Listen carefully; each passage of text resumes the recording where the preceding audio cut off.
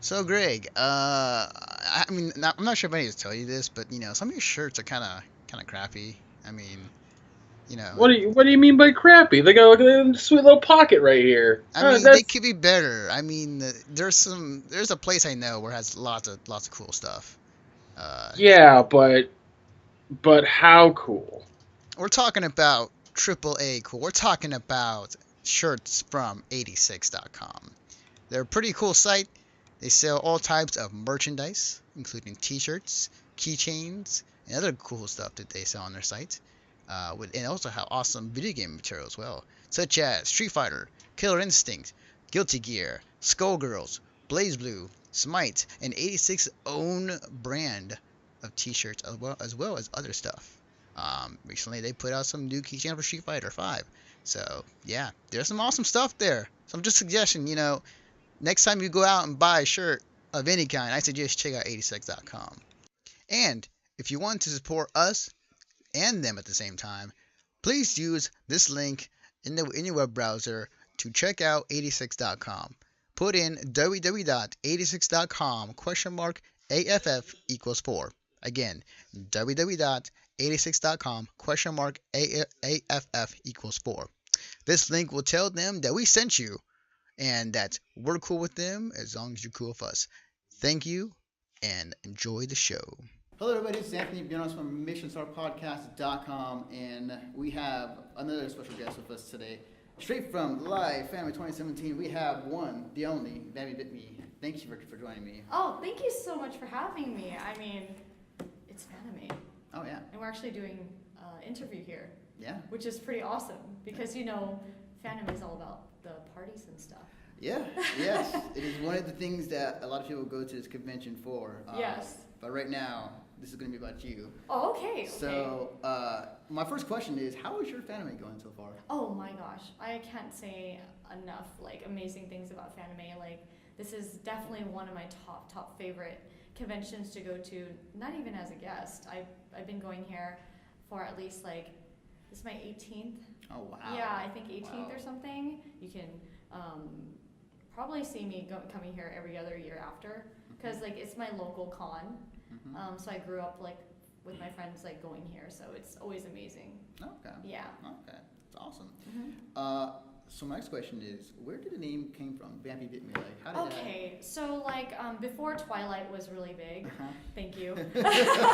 Yeah, I was really I read a lot of vampire novels, and I was just really obsessed with the underworld. So werewolves and obviously vampires, and they talk about the levels of the how how many levels of the I guess darkness is there underneath and of the underworld, and I was really intrigued by that because I'm like, this is an amazing story and it could be real. In my mind I was like, that's really real. So I made up this name, Vamp Beauty, because I never really showed my face online. So I was part of this one website called Vampire Freaks, and this is a long time ago before vampires were cool, I guess.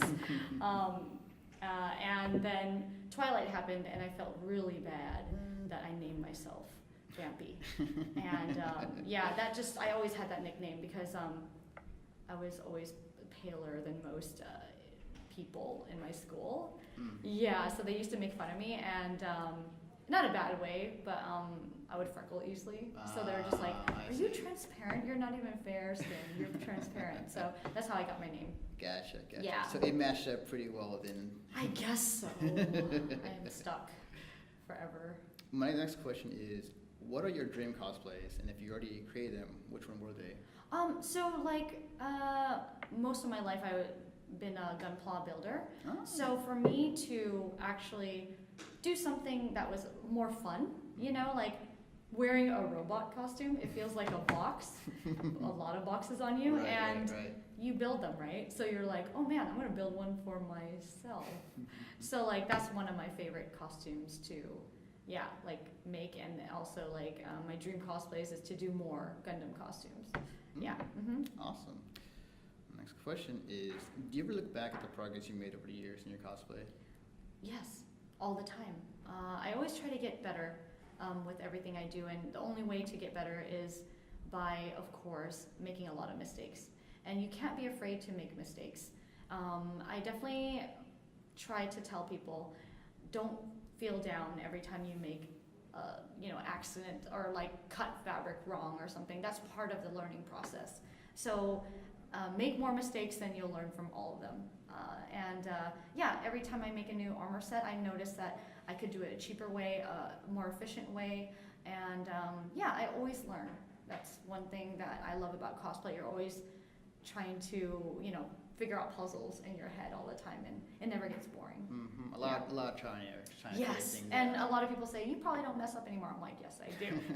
Because there's no handbook to cosplay. It's always like, how do I do this? How can I make it make sense on me? Mm-hmm. And that's always the puzzle that you're constantly trying to figure out. You cosplay as well. Yeah, So definitely. I can definitely tell you from experience, like, working on cosplays, there's always a trial and error. Like, the first iteration of a cosplay may not be the most perfect. It may take the second or third time. Like, I just debuting this costume today, and I already have ideas of what I can do better, even though I'm not going to fix it today. I'm going to figure it out, and that's what's really cool. Like, and I think that's what's great about the cosplay community as well, is that they're understanding of that, They're like, oh, she's probably going to redo it, and everyone just has fun. So it's really cool. Definitely. My last question. If you were to go back in time, Samurai Jack style, and open the portal to your younger self, what would be the one thing you could tell your younger self? What would I... What would you tell your younger self, like, if you were to go back in time? Oh, you know what? I'm going to really think about that one. What would I tell myself? I was a very insecure little girl. I was very afraid to be myself. All throughout high school, I always felt like I had to conform to my friends, and it sounds weird, but nowadays a lot of people don't remember the times, especially early 80s in the Bay Area, no one was really very accepting of being a geek or an otaku, and it was very unheard of to have like a crew, of people that hung out at anime clubs, and it was very small, and it was very niche because anime was so hard to get back then, and you had to join anime clubs and then borrow from each other and trade and all that stuff, and I was part of the anime club, and it was very small. And I think in general, like, I would have told, like, go back and say, be yourself more, don't be afraid to try to conform, because I think around like 5 years of my life I tried to conform, and I was the most unhappy I've ever been. Because my friends, they love me. I know they still do. I mean, I'm still friends with the same people, but they did not accept my lifestyle, and I still love them. But definitely, like, I would tell myself, like, don't listen to those friends, even though you just hang out with them. They can have their own opinions. So that would have helped me a lot. Wow. I very much respect that. I really do. Thank you. But that's do it for us. Yeah. So I got real deep there. I'm sorry. No, that's perfectly fine. Okay. Again, thank you very much for taking your time out of your day to do this interview. And for those watching at home or watching on the YouTube channel, hit that sub button somewhere below this video. Or if you're listening on the audio podcast, check it out on the Conover Podcast on iTunes and Stitcher. Video versions of everything we recorded here, along other stuff, will be up on our YouTube channel later on. So anyways, that's going to do it for me. Thank you very much, guys. We'll see you guys next time.